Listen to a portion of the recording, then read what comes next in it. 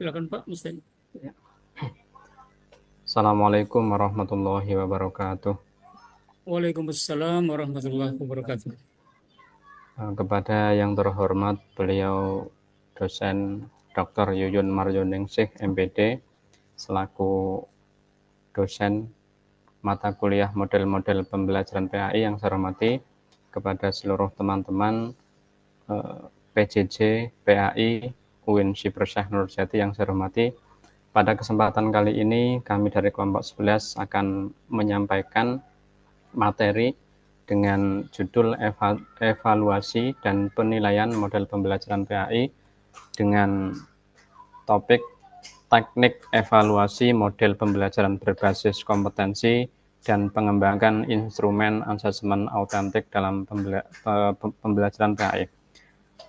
Ada 3 pemateri pada kesempatan kali ini. Yang pertama Bapak Ahmad Johari, yang kedua saya sendiri Mustain, kemudian yang ketiga ada Bapak Rizky Mahruzar Utama.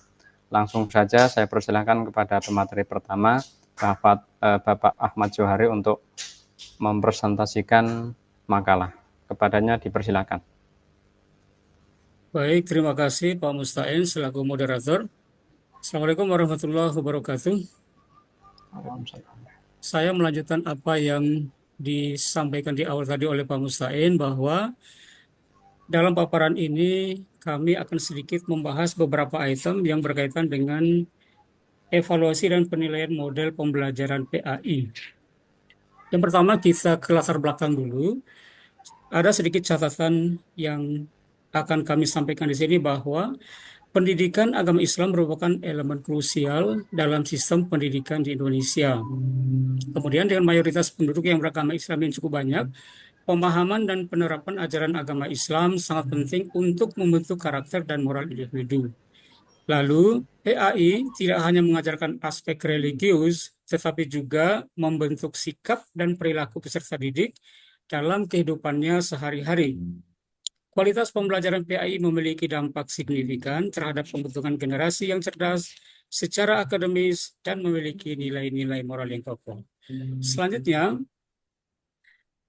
dalam praktiknya, ternyata pembelajaran PAI ini seringkali menghadapi tantangan. Salah satunya adalah kurangnya evaluasi dan penilaian yang efektif terhadap model pembelajaran yang digunakan. Evaluasi dan penilaian penting untuk mengukur pencapaian kompetensi peserta didik dan efektivitas model serta metode yang diterapkan oleh pendidik. Tanpa evaluasi yang tepat, sulit untuk mengetahui sejauh mana peserta didik memahami materi dan bagaimana proses pembelajaran dapat ditingkatkan. Sehingga dibutuhkanlah pendekatan autentik yang berbasis kompetensi, yang mana di sini peran guru sangat penting dan sangat luar biasa agar pembelajaran itu dapat berjalan maksimal sesuai dengan harapan. Sehingga seperti yang tertuang di dalam pendidikan berbasis kompetensi bahwa evaluasi itu harus dilakukan secara holistik dan autentik, dan hal ini mencerminkan pemahaman bahwa evaluasi tidak hanya difokuskan pada hasil akhir dari suatu pembelajaran, tetapi juga pada proses ketika pembelajaran itu berlangsung. Berdasarkan latar belakang ini, maka dirumuskanlah beberapa masalah. Yang pertama, bagaimana teknik evaluasi dan model pembelajaran berbasis kompetensi dalam PAI. Yang kedua, bagaimana pengembangan instrumen asesmen autentik dalam pembelajaran PAI. Lalu yang ketiga, bagaimana implementasi evaluasi berbasis kompetensi dan asesmen autentik dalam peningkatan kualitas pembelajaran PAI. Untuk pembahasan selanjutnya, nanti kami bertiga akan membahas ini, tetapi akan saya awali dulu dari yang pertama, teknik evaluasi dan model pembelajaran berbasis kompetensi dalam PAI. Di sini ada 3 item atau ada 3 poin. Yang pertama bahwa penilaian pembelajaran mencakup 3 ranah, kognitif, afektif, dan psikomotorik.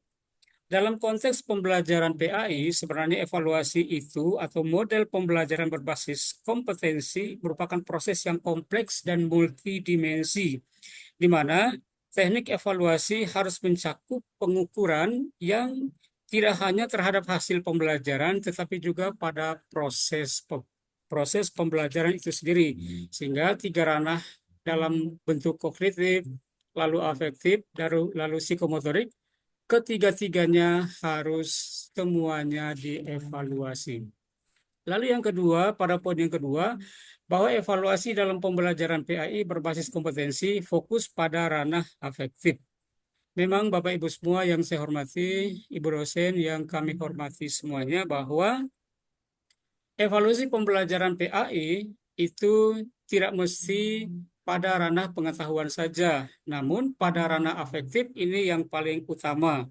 Sebagaimana yang kita pahami bahwa pembelajaran PAI itu dalam evaluasinya tidak hanya melulu pada hasil atau apa-apa yang tertera di atas kertas, baik itu misalnya penilaian itu melalui tes, baik itu tes tertulis maupun tes lisan, tetapi yang paling penting adalah bagaimana pembelajaran PAI itu lebih mengena kepada anak-anak, khususnya pada ranah afektif itu.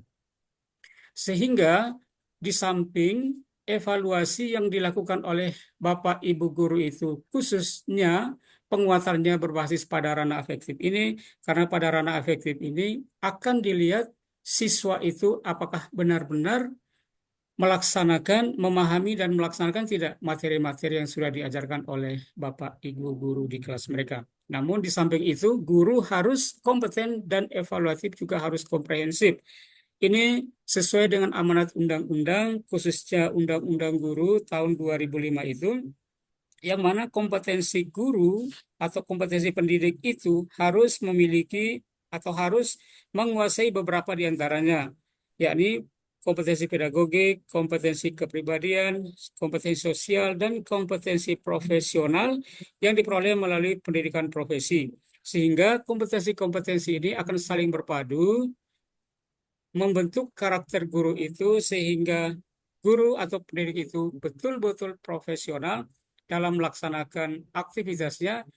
Dalam konteks ini adalah melakukan evaluasi berbasis kompetensi, lebih khusus lagi pada mata pelajaran PAI. Baiklah, untuk pemateri berikutnya, saya persilakan Bapak Mustain untuk melanjutkan. Ya, terima kasih. Saya lanjutkan yang poin yang kedua, yaitu pengembangan instrumen asesmen autentik dalam pembelajaran PAI. Jadi istilah instrumen asesmen autentik ini dikenalkan oleh Grant Wiggins pada tahun 1990. Beliau menolak adanya penilaian yang bersifat umum seperti tes di sekolah, isian singkat dan lain sebagainya. Jadi asesmen autentik ini menilai kemampuan peserta didik secara nyata, bukan hanya penguasaan teori.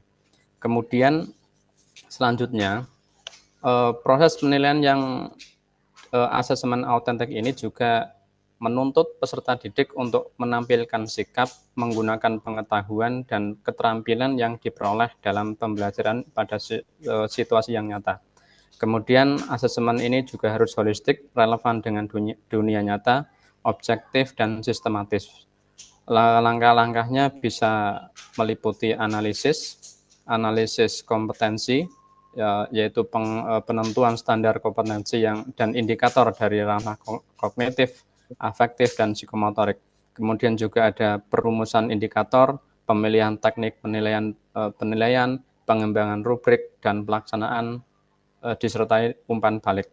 Kemudian teknik yang digunakan dalam instrumen ini adalah yang pertama, penilaian observasi, bisa dilakukan dengan mencatat perilaku siswa dalam proses pembelajaran, kemudian juga bisa dengan proyek atau produk, bisa dilakukan dengan menugaskan siswa membuat karya yang berbasis nilai-nilai Islam.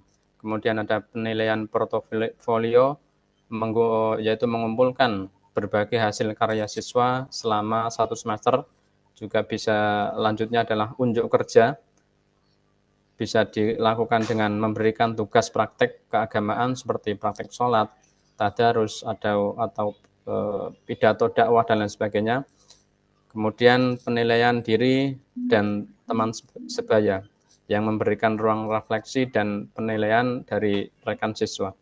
Kemudian tantangan, ada beberapa tantangan yang dalam instrumen ini, yaitu adalah adanya keterbatasan waktu karena membutuhkan waktu yang lama, kemudian juga pelatihan guru, Kemudian ada validitas instrumen afektif. Ya, artinya sebagai contoh adalah guru tidak bisa atau kesulitan dalam menilai sikap spiritual siswa yang tercermin dalam rumah atau kegiatan sehari-hari dalam rumahnya. Kemudian solusinya, yang pertama ada pelatihan intensif untuk guru, kemudian ada pengembangan instrumen integratif, dan mendorong kreativitas guru dalam menyusun tugas yang autentik dan bermakna. Untuk selanjutnya akan diteruskan oleh Bapak Rizky Mahruzar Utama. Ya, terima kasih kepada Bapak Mustain. Izin kami melanjutkan terkait dengan poin ketiga, yakni implementasi evaluasi berbasis kompetensi dan asesmen autentik meningkatkan kualitas pembelajaran PAI. Pada poin yang pertama, di sini terdapat 3 poin. Adapun poin yang pertama adalah evaluasi berbasis kompetensi menuntut kemampuan guru dalam merancang pilihan kontekstual yang berorientasi pada proses belajar, bukan hanya hasil akhir. Penekanan pentingnya adalah menilai kemampuan nyata peserta didik dalam menerapkan pengetahuan, keterampilan, dan sikap dalam konteks dunia nyata. Adapun proses belajar yang dapat dinilai meliputi mengamati bagaimana siswa menyelesaikan tugas, bekerja sama dalam tim, proses berpikir atau memecahkan suatu masalah, dan lain sebagainya. Jadi bukan sekedar mengukur hafalan atau hasil akhir semata, tapi juga dilihat bagaimana proses belajar dari setiap siswa. Termasuk kemampuan guru dalam membuat teknik penilaian sebagaimana disampaikan oleh Bapak Mustain tadi adalah suatu kemampuan yang wajib dimiliki untuk membuat instrumen ataupun rubrik penilaiannya sehingga penilaian yang dilakukan bersifat transparan. Kemudian sebagaimana tadi disampaikan juga oleh Bapak Ahmad Jauhari bahwasanya penekanan penilaian ini yakni pada sisi afektif siswa. Jadi penilaian yang dilakukan tidak hanya kepada kognitif saja atau psikomotoriknya tetapi lebih kepada afektifnya. Sebagaimana contoh umpamanya dalam materi membiasakan perilaku terpuji dalam pelajaran PAI, ketika yang dinilai hanya hasil akhir, mungkin siswa bisa menghafal. Akan tetapi, dalam hal ini, siswa dituntut untuk mengamalkan apa yang sudah dihafalkan tadi. Sebagaimana dalam Islam pun demikian. Jadi tidak hanya dihafal, tapi juga diamalkan. Sebagaimana contoh, umpamanya, perilaku terpuji adalah berbagi. Jadi anak tidak hanya mengetahui konsep berbagi, tapi juga mengamalkan berbagi tersebut. Kemudian poin yang kedua adalah pendekatan ini menjadikan pembelajaran lebih bermakna, reflektif, dan kontekstual. Siswa lebih aktif bertanggung jawab, serta mampu mengintegrasikan nilai-nilai Islam secara nyata. Sebagaimana contoh tadi, ketika materi pembiasakan perilaku terpuji, anak-anak dituntut tidak hanya menghafal apa saja yang termasuk atau kategori perilaku terpuji, tapi juga mengamalkan perilaku-perilaku terpuji tersebut. Kemudian yang terakhir, yakni guru berperan sebagai fasilitator dalam membentuk kepribadian Muslim yang utuh dan kontributif terhadap masyarakat. Guru dalam hal ini akan memberikan timbal balik kepada siswa ketika menilai proses belajarnya, adakah titik kelebihan yang dapat dimaksimalkan ataupun juga titik kelemahan yang perlu ditingkatkan sehingga siswa dapat secara komplit dalam proses belajar yang dilakukan dan hasil belajarnya pun sesuai dengan apa yang sudah dilakukan. Kemudian yang terakhir adalah kesimpulan. Kami membacakan bagaimana hasil kesimpulan dari makalah yang kami paparkan, yakni yang pertama, evaluasi pembelajaran berbasis kompetensi dan pengembangan instrumen asesmen autentik merupakan strategi penting dalam meningkatkan mutu pembelajaran pendidikan agama Islam. Yang kedua, evaluasi yang menyentuh aspek kognitif, afektif, dan psikomotorik memungkinkan guru menilai capaian belajar secara menyeluruh, tidak hanya berdasarkan nilai tes, tapi juga melalui pengamatan proses dan sikap peserta didik. Kemudian yang ketiga, asesmen autentik menempatkan peserta didik dalam situasi nyata yang relevan, sehingga nilai-nilai keislaman tidak hanya dipelajari secara teoritis, tetapi diinternalisasi dalam perilaku dan keterampilan hidup. Yang keempat, dibutuhkan pelatihan berkelanjutan, pengembangan instrumen penilaian yang komprehensif, dan peningkatan kreativitas guru dalam merancang kegiatan belajar yang bermakna. Dan yang terakhir, pendekatan ini dapat mendorong transformasi pembelajaran PAI menjadi lebih bermutu dan relevan dalam membentuk generasi Muslim yang tidak hanya cerdas secara intelektual, tetapi juga kuat secara spiritual dan sosial. Itu mungkin dari kami kembalikan kepada Bapak Mustain selaku moderator. Terima kasih. Ya, terima kasih kepada para pemateri yang telah menguraikan bagaimana presentasi dari kelompok 11. Baik, Bapak Ibu sekalian, Bapak Ibu dosen yang saya hormati dan teman-teman yang berbahagia, demikian presentasi dari kelompok 11. Untuk selanjutnya kami akhiri. Wallahul muwaffiq ila aqwamit thoriq. Wassalamualaikum warahmatullahi wabarakatuh. Waalaikumsalam Waalaikumsalam warahmatullahi warahmatullahi wabarakatuh. wabarakatuh.